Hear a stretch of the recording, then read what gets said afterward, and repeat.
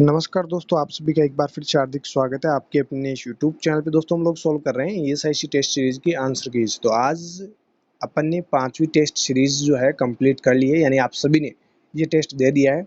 अभी मैं आप सभी को इस पेपर की कंप्लीट आंसर की बताने वाला हूँ। तो आप सभी ने कहाँ पे किस क्वेश्चन का गलत जवाब दिया है वो खुद एनालिसिस कर सकते हैं। वैसे हमारे पास हर एक स्टूडेंट के डाटाज होते हैं कि किस स्टूडेंट ने किस क्वेश्चन का क्या जवाब दिया है। तो वो अगर कोई चाहता है कि मेरा पर्सनली कि मेरे को कौन से क्वेश्चंस के कौन से सही जवाब दिए हैं, कौन से मैंने गलत जवाब दिए हैं, तो वो भी आप लोगों को मैं दे सकता हूँ, कोई इसमें इश्यू नहीं है। तो देखेंगे, अगर आपको ज़रूरत है तो वो मैं आपको प्रोवाइड करवाऊँगा। फिलहाल अभी हम 5वें इस टेस्ट सीरीज़ के जो आंसर की है वो सॉल्व करते हैं। आप सभी ने टेस्ट दे दिया है और उम्मीद करता हूँ कि अच्छे से अच्छे क्वेश्चंस आप लोगों को यहाँ पे मिल रहे हैं और एंजॉय भी आप कर रहे हैं। तो अभी काफ़ी लोगों ने ये भी कहा है, 2-3 लोगों ने, कि सर 20 क्वेश्चन कर दीजिए। देखो, आपका रेस्पॉन्स ऐसा मिल नहीं रहा है। अगर 1000-1200 स्टूडेंट्स जो है डेली टेस्ट दे तो फिर थोड़ा सा मनोबल बढ़ जाता है। तो 20 की जगह मैं 30 भी कर सकता हूँ, बट यहाँ पे 100-150 तो इतने क्वेश्चंस काफ़ी है।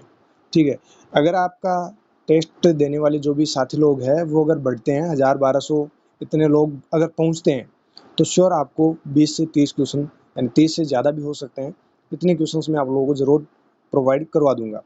फिलहाल अभी हम 5वीं इस पेपर के आंसर की जानते हैं। पहला क्वेश्चन देखिए, और आप कमेंट बॉक्स में ये भी बताइएगा क्वेश्चंस का लेवल कैसा है और आपने कहाँ पे किस प्रकार की गलती की होगी। कि कोई भी गलती का मतलब यहाँ पे ये है कि आपको कोई क्वेश्चन विजिबल ना हो रहा हो, या कोई एरर आ रहा हो है, या फिर कोई क्वेश्चन में जो है कुछ भी आपको मिस्टेक लगी हो, कोई टेक्निकल एरर हो, तो वो आप हमें कमेंट बॉक्स में ज़रूर बताइएगा। देखिए, यहाँ पे पहला क्वेश्चन बहुत ही अच्छा क्वेश्चन है। A nurse is preparing to palpate and percussion a patient abdomen as part of the assessment process। तो ये परकोशन एंड पाल्पेशन क्या है, एक असेसमेंट प्रोसेस है। तो उसी प्रोसेस को यूज़ करके जो नर्सिंग ऑफिसर है वो क्या कर रहा है, प्रिपेयर कर रहा है कि एब्डोमन जो पेशेंट का है उसको पाल्पेट करना है और परकोशन करना है। अब यहाँ पे आगे देखिए क्या पूछना चाह रहा है। Which of these finding would cause the nurse to immediate discontinue the part of the assessment.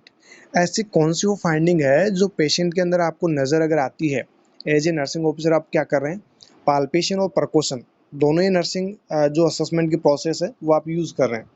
यहाँ पे ऐसी कौन सी फाइंडिंग आपके सामने आए, या फिर कौन सी आपको फाइंडिंग देखने को मिले जिसको देखने के बाद इमीडिएटली आपको क्या करना है, जो असेसमेंट आप कर रहे हैं उसको स्टॉप करना है, इमीडिएटली डिसकंटिन्यू कर देना है। तो देखिए यहाँ पे कौन कौन सी फाइंडिंग्स है और क्या क्या आपने जवाब दिया है, वो तो आप सभी को पता है और हमें भी पता है किस बंदे ने क्या जवाब दिया है। ऑलमोस्ट मैं आपको एक चीज़ बताना भूल गया, यहाँ पे मैंने 110 जो कैंडिडेट है उनका भी रिजल्ट देखा है। उनमें से 60 प्लस, यानी 60 प्लस या 60% से अबव जो स्टूडेंट्स हैं उनकी संख्या है 41। 41 में से तक करीबन ऑलमोस्ट जो है 60% वाले ही है। इसमें 80% या उससे अबव करीबन 7 या 8 कैंडिडेट होंगे और 70% वाले कुछ कैंडिडेट होंगे।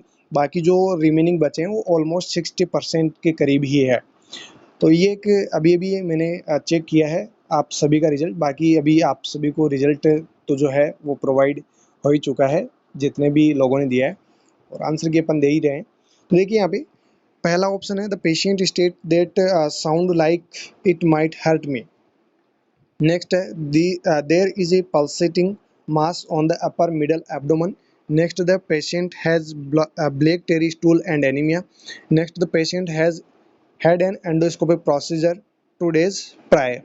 तो देखिए कौन सी ऐसी फाइंडिंग है जिसको देखने के बाद आप तुरंत इस असेसमेंट को डिसकंटिन्यू करेंगे। तो ये क्वेश्चन अपन ने प्रीवियस जो आपका चौथा टेस्ट सीरीज था उसमें मैंने आपको लास्ट क्वेश्चन बताया था। वहाँ पे थोड़ा सा डिफरेंट था कि ब्रीथ साउंड अगर आपको एपिगेस्टिक एरिया में सुनने को मिल रही है, वहाँ पे पेशेंट कंप्लेन कर रहा था, और ब्रीथ साउंड अगर आपको देखने को मिल रही है, सुनने को मिल रही है, मतलब तुरंत आपको डिसकंटिन्यू करना है। तो वहाँ पर भी असेसमेंट का ही क्वेश्चन था, क्योंकि वहाँ पे मैंने आपको बता दिया था कि एन्यूरिज्म जो है वो एक लाइफ थ्रेटनिंग कंडीशन होती है और वो उसी को इंडिकेट कर रहा था। अब यहाँ पे जो आपका सही जवाब होगा वो होगा ऑप्शन सेकंड। यहाँ पर भी एन्यूरिज्म से ही है रिलेटेड क्वेश्चन ये। There is a pulsating mass on the upper middle abdomen. Upper middle abdomen में जब आप पाल्पेट कर रहे हैं और अगर आपको पाल्पेशन के दौरान मासेज लाइक अगर आपको फील हो रहा है, तुरंत आपको क्या करना है, इमीडिएटली डिसकंटिन्यू कर देना है अपनी इस असेसमेंट को, क्योंकि पेशेंट को क्या है, एयोटिक एन्यूरिज्म होने का मतलब खतरा है। और अगर एयोटिक एन्यूरिज्म उस पेशेंट को हो रखा है, मतलब ये एक लाइफ थ्रेटनिंग कंडीशन है। चलिए इसको थोड़ा सा रेशनल में और देख लेते हैं। बाकी जो यहाँ पे असेसमेंट फाइंडिंग्स दे रखी है, ये इनसे कोई लेना देना नहीं है। मतलब ऐसे अगर कोई फाइंडिंग रही है तो उसमें आप असेसमेंट जो प्रोसेस कर रहे हैं पाल्पेशन एंड प्रिकॉशन की, वो आप कंटिन्यू रख सकते हैं, ठीक है। तो यहाँ पे जो आपका सही जवाब रहेगा वो रहेगा second option. This is an indication of a life threatening aortic aneurysm, palpating and percussion is a dangerous to the patient's life. तो ये एयोटिक एन्यूरिज्म जो है इस पेशेंट को इंडिकेट कर रहा है। ये जो आपका अपर एब्डोमेन मास, सॉरी जो अपर मिडल एब्डोमेन है वहाँ पे अगर मास पल्सेटिंग हो रहा है, मतलब ये इंडिकेट किसको कर रहा है, एयोटिक एन्यूरिज्म को, जो कि एक लाइफ थ्रेटनिंग कंडीशन है। और अगर आप यहाँ पे पाल्पेशन या फिर परकोशन करते हैं तो पेशेंट की ज़िंदगी के साथ में क्या हो रहा है, खिलवाड़ हो रहा है, मतलब पेशेंट को जान भी देनी पड़ सकती है। तो ये डेंजरस होता है पेशेंट की लाइफ के साथ में, इसलिए इसको डिसकंटिन्यू करना होता है, ठीक है। नेक्स्ट क्वेश्चन देखिएगा, बहुत ही अच्छा सवाल है और ऑलमोस्ट ने गलत जवाब ही दिया है, क्योंकि अगर मैंने आपको ये बताया कि 110 में से 41 ने अगर जो है 60% या इससे अबव नंबर ला रहे हैं, तो ऑलमोस्ट ने क्या दिया है, गलत जवाब ही दिया है। देखिए यहाँ पे क्वेश्चन में क्या पूछेंगे, a patient has been taking a mood stabilising medications but is afraid of needles, they ask the nurse what medications would not require regular lab testing, what is the best response, nurse's best response। देखिए यहाँ पे क्या पूछना चाह रहा है कि एक पेशेंट है जो मूड स्टेबलाइजिंग मेडिकेशंस खा रहा है और वो नीडल से डरता है। मतलब सुई लगने से तो हर कोई डरता है, आप भी डरते होंगे, आपके घर वाले भी डरते होंगे, क्योंकि एक जब डिजीज़ कंडीशन किसी को होती है ना, तो एक अलग बात होती है। अगर बीमारी ऐसी हो जिसमें खाना ही पड़ेगा इंजेक्शन, तो वो एक मजबूरी हो जाती है। बाकी हर कोई जो है निडल से डरता ही है, ठीक है। अब यहाँ पे ये पेशेंट तो मूड स्टेबलाइजिंग मेडिकेशंस खा रहा है, तो मूड स्टेबलाइजिंग अगर मेडिकेशन खा रहा है तो इस पेशेंट के लिए जो है उन ड्रग्स के लिए लैब टेस्ट करना भी ज़रूरी होगा। लैब टेस्ट अगर करना है तो ब्लड सैंपल भी लेना पड़ेगा, और यहाँ पे पेशेंट निडल से डर रहा है, तो पेशेंट नर्स को क्या पूछ रहा है कि ऐसी कौन सी वो मेडिकेशन है जिसमें लैब टेस्ट की ज़रूरत ना पड़े, ऐसी कौन सी वो मेडिकेशन है जो मैं खाऊं तो उसमें लैब टेस्ट की ज़रूरत ना पड़े। तो एज ए नर्सिंग ऑफिसर आपका बेस्ट रिस्पॉन्स क्या रहेगा, कौन सी वो ड्रग आप बताएंगे जिसमें कि लैब टेस्ट करने की उस पेशेंट में ज़रूरत नहीं पड़ेगी। पहला ऑप्शन है वैल्प्रोइक एसिड, नेक्स्ट है क्लोजापाइन, नेक्स्ट लिथियम, नेक्स्ट है रिस्पेरिडोन। देखिए यहाँ पे जो आपका सही जवाब रहेगा वो रहेगा आपका ऑप्शन 4, रिस्पेरिडोन में कोई लैब टेस्ट करने की ज़रूरत नहीं पड़ती है। बाकी जो 3 ऑप्शंस है, वैल्प्रोइक एसिड अगर खा रहा है, क्लोजापाइन खा रहा है, लिथियम खा रहा है, तो इसमें ब्लड टेस्ट यानी कि जो लैब टेस्ट है उसकी ज़रूरत पड़ेगी ही पड़ेगी। लैब टेस्ट करना है यानी कि ब्लड का सैंपल लेना पड़ेगा, और पेशेंट कह रहा है कि मैं निडल से पेशेंट जो है वो निडल से थोड़ा डर रहा है, तो वो इसीलिए तो नर्स को पूछ रहा है कि ऐसी कौन सी वो मेडिकेशन है जिसमें मेरे को लैब टेस्ट करवाने की ज़रूरत ना पड़े। तो nursing officer, as a nursing officer आप बताएंगे कि रेस्पेरिडोन अगर आप खा रहे हैं तो इसमें लैब टेस्ट की ज़रूरत नहीं पड़ती है, ठीक है। चलिए रेशनल में वही लिखा है, risperidone is the only drug that does not require blood draws, blood sample लेने की और ब्लड लैब टेस्ट करने की जरूरत नहीं है रिस्पेरिडोन अगर कोई खा रहा है तो, ठीक है। नेक्स्ट क्वेश्चन देखिए, a patient is deciding whether they should take a live influenza vaccine यानी कि nasal spray or the inactivated influenza vaccine suit, the nurse reviews the client history, which condition would not contraindicated the nasal यानी कि nasal spray या फिर live vaccine route of administration। देखिए question बहुत ही important है, very very important, आप इसको लगा सकते हैं। ये क्वेश्चन में भी पूछा जा सकता है, ये आपने कभी पहले नहीं पढ़ा होगा लेकिन आज आप इसको पढ़ रहे हैं, तो आज इसको आप याद भी कर लीजिए, समझ भी लीजिए। देखिए यहाँ पे एक पेशेंट है जिसको लाइव इन्फ्लुएंजा वैक्सीन जो है एंड इनएक्टिवेटेड इन्फ्लुएंजा वैक्सीन, दो वैक्सीन के बारे में बताया गया है, और ये आपको बताया गया है कि आप एज ए नर्सिंग ऑफिसर इस पेशेंट कौन से पेशेंट के लिए क्या डिसाइड करोगे। आपको दो वैक्सीन दी गई है, एक है लाइव एक है किल्ड या फिर इनएक्टिवेटेड। लाइव जो है वो नेजल स्प्रे में है, दूसरा आपके सूट है, ठीक है। नर्स जो है वो रिव्यू कर रही है पेशेंट की हिस्ट्री को, एंड यहाँ पे ये पूछना चाह रहा है आगे, not Contra indicated the nasal, यानी जो लाइव वैक्सीन है वो अगर आप एडमिनिस्टर करते हैं, क्योंकि नेजल रूट से आप इसको एडमिनिस्टर करेंगे, लाइव वैक्सीन है और नेजल स्प्रे फॉर्म में आता है, तो नेजल रूट से आप इसको एडमिनिस्टर करेंगे, तो किस कंडीशन में ये कॉन्ट्रा इंडिकेटेड नहीं होगी, नोट करके यहाँ पे पूछा है। 3 ऐसी कंडीशंस है जिनमें ये कॉन्ट्राइंडिकेटेड होती है अगर आप नेजल रूट से इसको दे रहे हैं तो। एक ऐसी कौन सी कंडीशन है जिसमें ये कॉन्ट्राइंडिकेटेड नहीं होगी? पहला ऑप्शन है a patient takes long term corticosteroids, तो इसके लिए तो ऑलमोस्ट ये कॉन्ट्राइंडिकेटेड ही है। ठीक है, ये क्या है, कॉन्ट्राइंडिकेटेड है इसके लिए। नेक्स्ट है a patient is not feeling well today, patient जो है वो आज अपने आप को जो है ठीक नहीं समझ रहा है।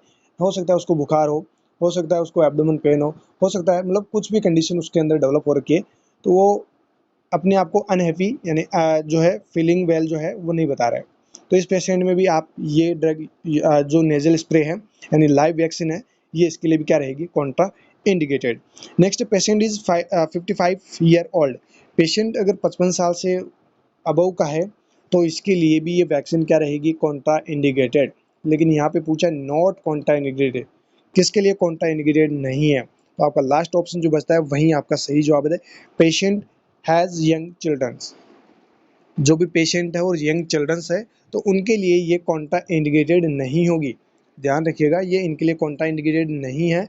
बट अगर ऑप्शन में सेम एज इट इज दो ऑप्शंस अगर आपको मिलते हैं, the patient has young children, and साथ में अगर एक ऑप्शन सेम यही मिलता है, the patient has young children and children is immuno compromised, तो फिर आपका जो इम्यूनो कॉम्प्रोमाइज्ड वाला होगा वो तो कॉन्ट्रा इंडिकेटेड रहेगा। और सिर्फ ये सिंगल जो है सिंपल अगर आपको ऑप्शन मिलेगा कि पेशेंट यंग चिल्ड्रंस है तो इनके लिए ये कॉन्ट्रा इंडिकेटेड नहीं होगा। अगर इम्यूनो कॉम्प्रोमाइज्ड है तो उनके लिए कॉन्ट्रा इंडिकेटेड होगा, ध्यान रखिएगा, ठीक है। लेकिन यहाँ पे ऐसा कुछ नहीं लिखा हुआ ऑप्शन में, तो आपका बेस्ट एंड सही जवाब जो रहेगा वो रहेगा ऑप्शन फोर्थ। चलिए रेशनल में इसको जानते हैं। This is not Contra indications, जो फोर्थ ऑप्शन है वो आपका कॉन्ट्रा इंडिकेशन के अंदर नहीं है। It would only be contraindications for the live vaccine if the young children were immunocompromised, but this is not stated। यहाँ पे ऐसा नहीं लिखा हुआ है, ना ही आपको बताया गया है कि जो बच्चा है वो क्या है या फिर जो बच्चे हैं वो क्या है, इम्यूनो कॉम्प्रोमाइज्ड है। अगर इम्यूनो कॉम्प्रोमाइज्ड दिया जाता है ऑप्शन में तो वो फिर कॉन्ट्रा इंडिकेशन आएगी। ये जो लाइव वैक्सीन आप दे रहे हैं वो उनके लिए भी क्या रहेगी, कॉन्ट्रा इंडिकेटेड। लेकिन यहाँ पे ऑलमोस्ट ओवर ऑल जो यंग चिल्ड्रंस है उनके बारे में बात हो रही है, तो ये कॉन्ट्रा इंडिकेटेड इनके लिए नहीं होती है। तो यहाँ पे ऑप्शन फोर्थ आपका बिल्कुल सही जवाब है।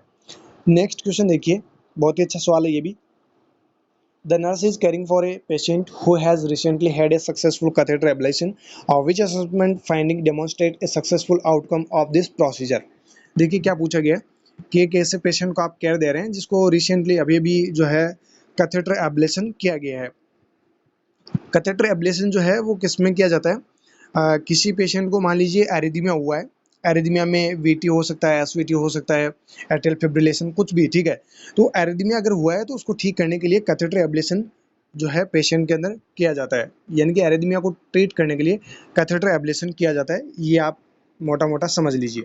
अब देखिए यहाँ पे ऐसे जो पेशेंट है उसको अभी अभी रिसेंटली जो है कैथेटर एब्लेशन से ठीक किया गया है और सक्सेसफुली कैथेटर एब्लेशन उसमें किया गया है। अब आगे देखिए पूछना क्या चाह रहा है कि ऐसी कौन सा वो असेसमेंट फाइंडिंग है जो इस प्रोसीजर के लिए आपको करनी है, मतलब डेमोन्स्ट्रेट करनी है, या फिर आउटकम जो है वो आप इस एब्लेशन थेरेपी का अगर देखना चाहते हैं, कैथेटर एब्लेशन जो आपने किया है उसका आउटकम आप चेक करना चाहते हैं, तो कौन सा प्रोसीजर, कौन सी असेसमेंट फाइंडिंग आप चेक करना चाहेंगे।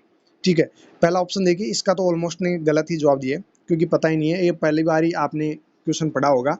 तो देखिए ऐसे क्वेश्चन ही आते हैं एग्जाम में जो आप पहली बार पढ़ के जाते हैं, मतलब वहाँ जब आप एग्जाम देते हैं ना तो ऐसे क्वेश्चंस आपको ज़्यादा मिलेंगे जो आप पहली बार वहाँ पे पढ़ रहे होंगे।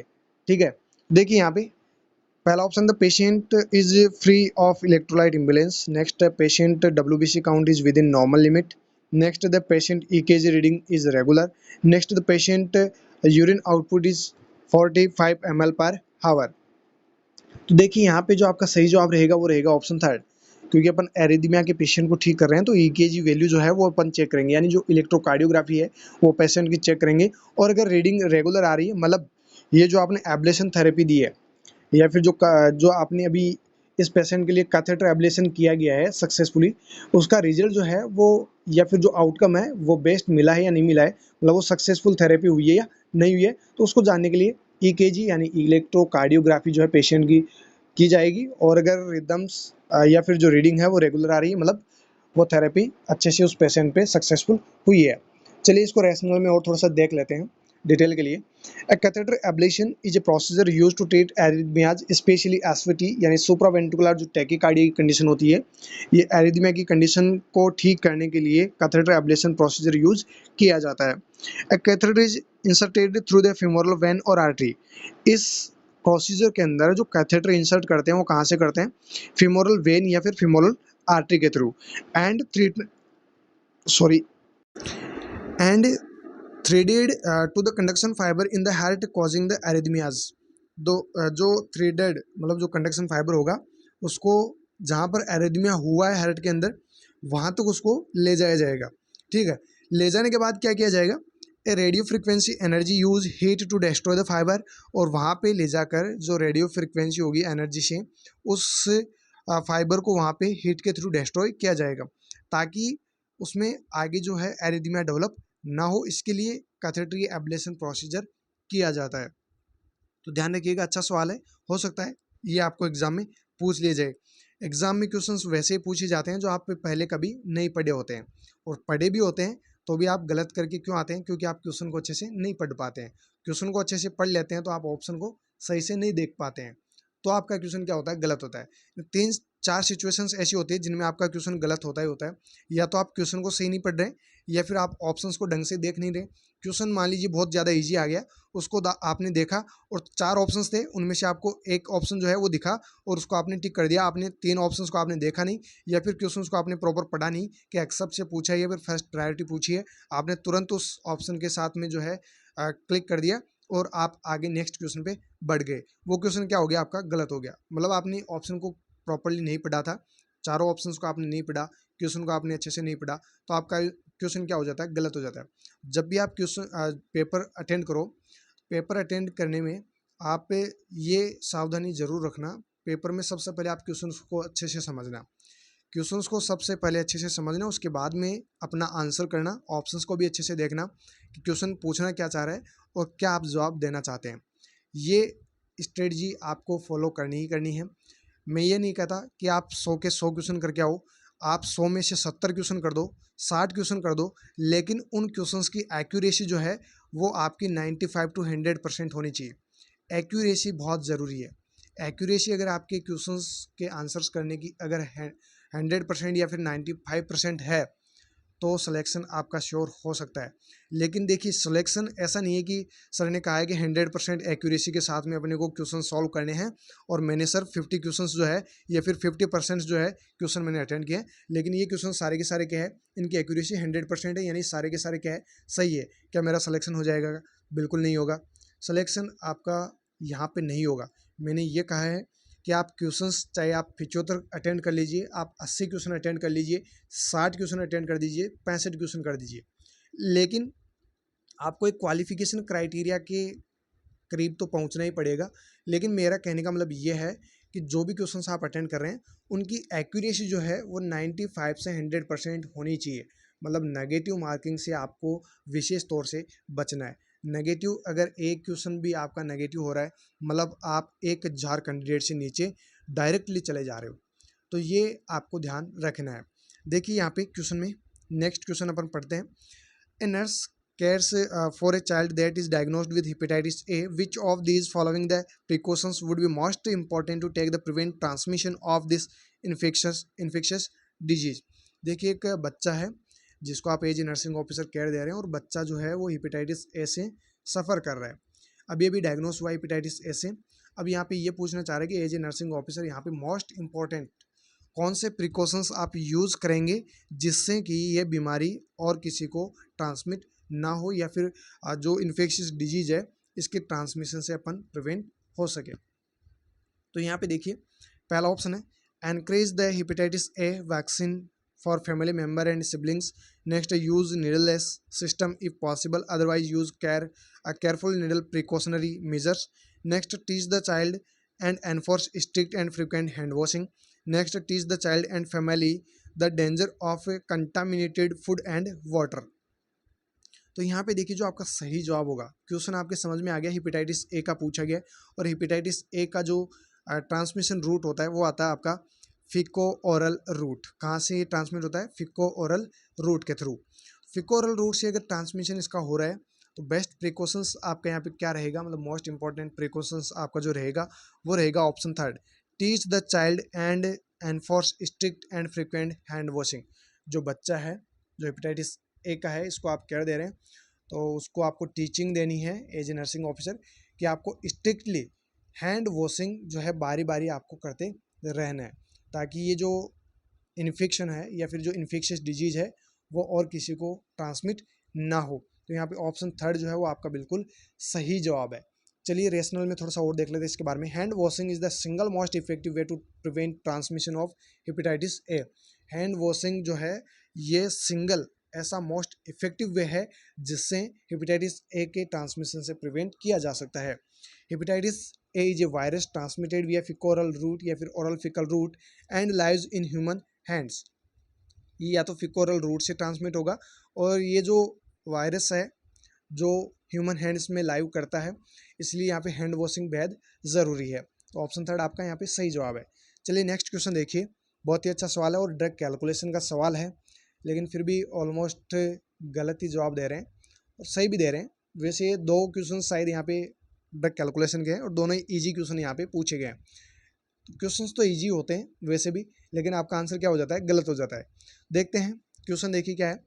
The nurse calculate A IV flow rate of a patient receiving lactate ringers solution. RL solution एक पेशेंट को दिया जा रहा है और IV फ्लो रेट जो है वो आपको कैलकुलेट करनी है एज ए नर्सिंग ऑफिसर, आपको यहाँ पे कैलकुलेशन करनी है। अब देखिए, the patient is receive 2000 ml of RL over 36 hours. इस पेशेंट को 2000 ml 36 घंटे के अंदर आपको देना है, ठीक है।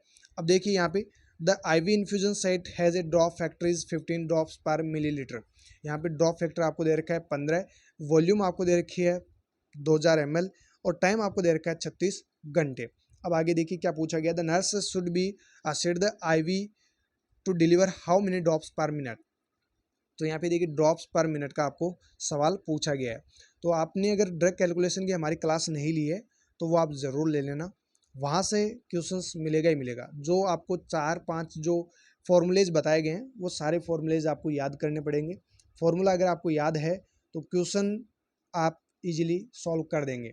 अगर फॉर्मूला आपको याद नहीं है और उल्टे सीधे अगर फॉर्मूले आप लगा रहे हो तो आपका आंसर हमेशा गलत ही आएगा। तो यहाँ पे देखिए फॉर्मूला आपको लगाना है ड्रॉप्स पर मिनट का। ड्रॉप्स पर मिनट का मैंने आपको फॉर्मूला बताया था, अगर याद है तो ठीक है, याद नहीं है तो ड्रग कैलकुलेशन की आप जो क्लास है वो ज़रूर देख लेना, वहाँ से याद कर लेना। चलिए मैं फ़िलहाल यहाँ पे तो बता देता हूँ। ड्रॉप्स पर मिनट का जो फॉर्मूला होता है वो आपका होता है टोटल वॉल्यूम। देखिए मैं शॉर्ट में लिख देता हूँ ना, total volume TV into drop factor DF upon time. Time किस में, मिनट में। और जो आपका वॉल्यूम है यानी टोटल वॉल्यूम जो दे रहे हैं वो किस में होना चाहिए, ml के अंदर, ठीक है। ये भी आपको ध्यान रखना है, वॉल्यूम ml में हो, टाइम मिनट में हो। ये फॉर्मूला आपको यहाँ पे अप्लाई करना है। अब देखिए टोटल वॉल्यूम आपको कितने दी गई है, 2000 ml। ड्रॉप फैक्टर आपको दिया गया है 15 ml, ठीक है, 15 ड्रॉप्स, यहाँ पे ड्रॉप फैक्टर 15 दिया गया। टाइम आपको दिया गया 36 घंटे, तो भैया 36 हावर्स है, तो इसको किस में करना पड़ेगा, मिनट में कन्वर्ट करना पड़ेगा। मिनट में आप कन्वर्ट करोगे तो यहाँ पे तो आ जाएगा आपका 30,000 अपॉन यहाँ पे आप इसको इंटू करेंगे 36 इंटू 6 को, तो यहाँ पे आ जाएगा 216, मतलब यहाँ पे 2160 नीचे आ जाएगा। तो ये आपकी मिनट में वैल्यू आ गई, ठीक है। एक जीरो से आप एक जीरो को काट दीजिए। अब आपके सामने बचता है 3000। 3000 को 216 से डिवाइड कीजिए, आपके सामने आपका आंसर जो है वो आ जाएगा। फिलहाल यहाँ पे आप कैलकुलेटर यूज कर सकते हैं, बट वहाँ पे आप कैलकुलेटर यूज नहीं कर पाएंगे। तो देखिए यहाँ पे ऑप्शन है, फर्स्ट 8, नेक्स्ट 10, नेक्स्ट 14, नेक्स्ट 18। तो देखिए आप 3000 को जब 216 से डिवाइड करेंगे तो आपके पास वैल्यू आएगी 13.8888, आगे चलता जाएगा, ठीक है। तो यहाँ पे 13 यानी कि 13.8 अगर आ रहा है तो मैं इसको क्या लिख सकता हूँ, 14 भी लिख सकता हूँ, ठीक है। तो यहाँ पे देखिए 13.88 नहीं है, तो आपका सही जवाब क्या हो जाएगा, ऑप्शन थर्ड 14। तो मैं इसको 14 भी लिख सकता हूँ। 50 से अबव पॉइंट में अगर 50 से अबव कुछ भी आ रहा है, 52 आ रहा है, 51 आ रहा है, 55 आ रहा है, वो आप नेक्स्ट वैल्यू मान सकते हैं, वो आप लिख सकते हैं, ठीक है। तो यहाँ पे आपका सही जवाब क्या रहेगा, ऑप्शन थर्ड। जिन्होंने यहाँ पे ऑप्शन थर्ड किया है उनका बिल्कुल सही जवाब है। तो ये फॉर्मूला मैंने आपको बता दिया है। टोटल वॉल्यूम ml में होनी चाहिए, ड्रॉप फैक्टर को इनको इनटू करना है एंड मल्टीप्लाई कर देना है टाइम से, वो मिनट में आपके पास में होना चाहिए। तो ये आपको जो है वैल्यू यहाँ पे जो बताई है वो सारी सारी यहाँ पे आपको रेशनल में दी गई है। चलिए नेक्स्ट क्वेश्चन देखिए, फिर से यहाँ पे आपके डायरेक्ट कैलकुलेशन का ही सवाल है और इम्पोर्टेंट सवाल है। देखिए क्वेश्चन में क्या पूछा गया, the nurse calculate the IV flow rate, nurse जो है वो IV फ्लो रेट जो है कैलकुलेट कर रही है। पेशेंट को एंटीबायोटिक दिया जा रहा है, patient receiving an antibiotics, patient antibiotic पे है। The patient is to receive 100 ml of antibiotics over 30 minute. तो 100 ml तो आपकी टोटल वॉल्यूम यहाँ पे दी गई है। टोटल वॉल्यूम 100 ml जो है कितनी देर में देना है आपको, 30 मिनट के अंदर। यहाँ पे 30 मिनट में आपको क्या देना है, टीवी, यहाँ पे आपकी 30 मिनट टाइम हो जाएगा। फॉर्मूला वहीं रहेगा क्योंकि ड्रॉप पर मिनट दिया गया है। तो 30 मिनट में 100 ml आपको देना है antibiotic. The IV infusion set has drop factor is 10 drops per minute, ये आपका ड्रॉप फैक्टर है। The nurse should set the IV to deliver how many drops per minute. तो देखिए ड्रॉप पर मिनट का वही फॉर्मूला आपका जो मैंने अभी अभी आपको बताया, TV into DF। TV ml में होना चाहिए, वॉल्यूम आपके ml में होनी चाहिए, DF आपको क्वेश्चन में दिया जाएगा, एंड टाइम आपका किस में होना चाहिए, मिनट में होना चाहिए। ठीक है, तो यहाँ पे देखिए टीवी टोटल वॉल्यूम आपको 100 दे रखी है, इनटू ड्रॉप फैक्टर आपको 10 दे रखा है, एंड जो टाइम है वो आपको ऑलरेडी मिनट में दे रखा है, तो ज़्यादा यहाँ पे कन्वर्जेशन करने की ज़रूरत नहीं है। तो इसको आप डिवाइड कर दीजिए, 0 से आप 0 को इसको उड़ा दीजिए, यहाँ से 3 से 100 को जब आप डिवाइड करेंगे, 3 तारी 9, 3 तारी 9, यानी 2 बार तो आपके यानी 3 आ जाएंगे। देन इसको जैसे जैसे आप डिवाइड करते जाएंगे, मतलब 3 ये चलती रहेगी श्रृंखला। ठीक है, तो यहाँ पे मतलब 50 से भी क्या है, बिलो है, तो मैं इसको या तो 33 लिख सकता हूँ या फिर मैं 33.33 लिख सकता हूँ। तो यहाँ पे ऑप्शंस देखिए, पहला है 11, नेक्स्ट है 19, नेक्स्ट है 26, नेक्स्ट है 33। तो यहाँ पे जो आपका सही जवाब रहेगा वो रहेगा 33, ऑप्शन 4 आपका बिल्कुल सही जवाब है। ठीक है, नेक्स्ट क्वेश्चन देखिए, बहुत ही अच्छा सवाल है और बिल्कुल वन लाइनर क्वेश्चन है, ये सिंपल सा क्वेश्चन है। An organism that causes infection is referred to as a. अगर कोई ऑर्गेनिज्म इन्फेक्शन कॉज कर रहा है तो इसको हम क्या कहेंगे, पहला ऑप्शन है एयरबॉर्न, नेक्स्ट है ब्लडबॉर्न, नेक्स्ट एलर्जन, नेक्स्ट पैथोजन। अगर कोई ऑर्गेनिज्म इन्फेक्शन कॉज कर रहा है तो उसको हम रेफर करेंगे पैथोजन, यानी उसे हम क्या कहेंगे, पैथोजन। पैथोजन वो ऑर्गेनिजम्स होते हैं जो क्या करते हैं, इन्फेक्शन कॉज करते हैं। ब्लड बॉर्न, ये तो अलग अलग जो ट्रांसमिशन है रूट वो आपको दिए गए हैं, airborne transmission, blood born transmission. Allergens जो है अलग अलग काफ़ी एलर्जेंस आते हैं जिनकी वजह से एलर्जी वगैरह हो सकती है, तो इसके भी बहुत सारे कॉजेज होते हैं। यहाँ पे जो आपका सही जवाब रहेगा वो रहेगा ऑप्शन डी। नेक्स्ट क्वेश्चन देखिए, the normal mode of transmission, mode of transmission की अपन ने अभी भी बात की है, तो यहाँ पे देखिए क्वेश्चन भी आ गया है, the normal mode of transmission of the disease chicken pox is thought to be through. देखिए बिल्कुल सिंपल से क्वेश्चन पूछा गया है कि जो चिकन पॉक्स है, चिकन पॉक्स जो है उसका ट्रांसमिशन या फिर मोड ऑफ ट्रांसमिशन जो है वो क्या रहेगा, ये आपको बताना है। पहला ऑप्शन है ब्लड एंड स्टूल, तो इससे नहीं होगा, इससे हेपेटाइटिस ए ट्रांसमिट हो सकता है लेकिन ये नहीं होगा, सॉरी ब्लड से नहीं होगा, स्टूल के थ्रू जो है हेपेटाइटिस ए ट्रांसमिट हो सकता है क्योंकि वो फीको ओरल रूट से ट्रांसमिट होता है, ब्लड से नहीं होगा। हेपेटाइटिस ए सिर्फ और सिर्फ किससे ट्रांसमिट हो सकता है, अगर जो है एक्सटर्नल एनवायरनमेंट में अगर हेपेटाइटिस ए से कोई भी सफ़र कर रहा पेशेंट है और वो अगर स्टूल पास आउट करता है तो उसके वजह से उसके कांटेक्ट में आने से पेशेंट्स को जो अदर पर्सन्स है उनको हेपेटाइटिस ए हो सकता है। यहाँ पे आपको पूछा जा रहा है चिकन पॉक्स का mode of transmission. Next option है एक्सीडेंटल निडल स्टिक, इससे HIV, हेपेटाइटिस बी, ऐसे है ना जो भी बीमारी हैं वो हो सकती है अगर एक्सीडेंटली निडल स्टिक होती है तो। Airborne droplet, next ventilation system. देखिए वेंटिलेशन सिस्टम से तो एक जो डिजीज होती है वो होती है आपकी VIP। कौन सी डिजीज होती है, VIP, वेंटिलेशन एसोसिएटेड निमोनिया या फिर VAP इसको बोलते हैं। ठीक है, वेंटिलेशन एसोसिएटेड निमोनिया।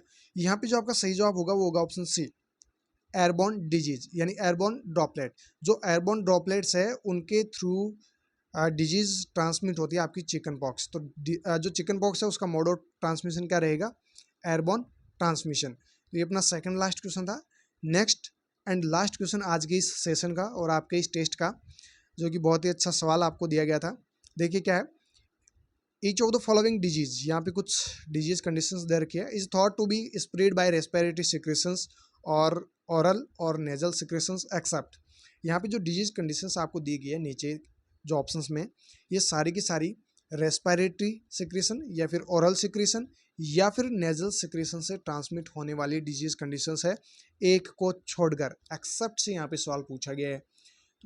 ये क्वेश्चन जैसे ही देखते हैं ना, तो बहुत सारे लोग निमोनिया के साथ चले जाते हैं, टीबी के साथ, मतलब निमोनिया को तो फिर भी बाद में छेड़ेंगे, मतलब बाद में इस ऑप्शन के साथ जाएंगे, इससे पहले टीबी के साथ में जाएंगे। वो पढ़ेंगे नहीं ऑप्शन, मतलब क्वेश्चन को कि एक्सेप्ट से पूछा है। तो देखिए यहाँ पे अगर क्वेश्चन को सही से आप नहीं पढ़ रहे हो, मतलब आपका क्वेश्चन क्या हो रहा है, गलत हो रहा है। और अभी मैंने देखा है ऑलमोस्ट ने गलत जवाब दिया है। गलत जवाब देने का रीज़न ये है कि ऑलमोस्ट क्वेश्चन को सही से पढ़ते ही नहीं है। तो क्वेश्चन को सही से पढ़ लिया करो, उसके बाद अपना जवाब दिया करो। पहला हेपेटाइटिस, नेक्स्ट है बैक्टीरियल मेनिंजाइटिस, नेक्स्ट है निमोनिया, नेक्स्ट है ट्यूबरकुलोसिस। तो अभी अपन ने बात की है हेपेटाइटिस ए के बारे में, हेपेटाइटिस बी है, हेपेटाइटिस ए है, ABCD जो भी है, ठीक है, हेपेटाइटिस। तो ये जो है इनके अलग अलग रूट होते हैं, इनके अलग अलग रूट होते हैं ट्रांसमिशन के। यहाँ पे जो 3 डिजीज कंडीशन दे रखी है, bacterial meningitis, pneumonia and tuberculosis, ये सिर्फ और सिर्फ किससे होगी, रेस्पिरेटरी सिक्रेशंस हो, नेजल सिक्रेशंस हो या फिर ओरल सिक्रेशंस, इनके थ्रू ट्रांसमिट होने वाली डिजीज कंडीशन है आपकी bacterial meningitis, pneumonia and tuberculosis. कौन से नहीं है, तो आपको जवाब क्या देना है, हेपेटाइटिस। तो ये थे दोस्तों आज के इस सेशन के 10 क्वेश्चंस जो कि बहुत ही इंपॉर्टेंट है। और आप सभी कमेंट बॉक्स में ज़रूर बताइएगा हमारे क्वेश्चंस का लेवल कैसा क्या है। देखो क्वेश्चंस बढ़ाने की बात तो ऐसी है कि अगर टेस्ट देने वाले बढ़ेंगे तो 100% क्वेश्चंस की संख्या भी बढ़ेगी। लेकिन अगर टेस्ट देने वाले वही हैं 100 से 150, 200, 100, 200, तो उसमें तो फिर क्या है कि हमारा भी कॉन्फिडेंस उतना रहता नहीं है। क्योंकि अगर आप इंटरेस्टेड नहीं है तो हमें अपना टाइम ख़राब करने में भी कोई इंटरेस्ट नहीं है। जितना जो लोग एक्टिव है और जितना आपको दे रहे हैं वो आपकी फ्यूचर के लिए दे रहे हैं। तो अगर क्वेश्चंस की संख्या की बढ़ाने की बात अगर आप कर रहे हो तो श्योर हम बढ़ा देंगे, बट इसके लिए आप अपने साथी लोगों को ज़रूर कहें कि आप टेस्ट ज़्यादा से ज़्यादा दें और लिंक को ज़्यादा से ज़्यादा आप शेयर करें ताकि वो भी टेस्ट दें। और अगर संख्या बढ़ेगी तो हम क्वेश्चंस की संख्या ज़रूर बढ़ा देंगे। तो फिर मिलेंगे दोस्तों कल 6th टेस्ट पेपर के साथ, और आंसर के आप लोगों को शाम को प्रोवाइड ज़रूर करवा देंगे रिजल्ट के बाद। तो अभी के लिए इतना ही, और फिर मिलेंगे अपन नेक्स्ट सेशन में। तब तक के लिए आप हमारे साथ बने रहिएगा और अपनी कंटिन्यूस स्टडी को करते रहिएगा। Thank you so very much.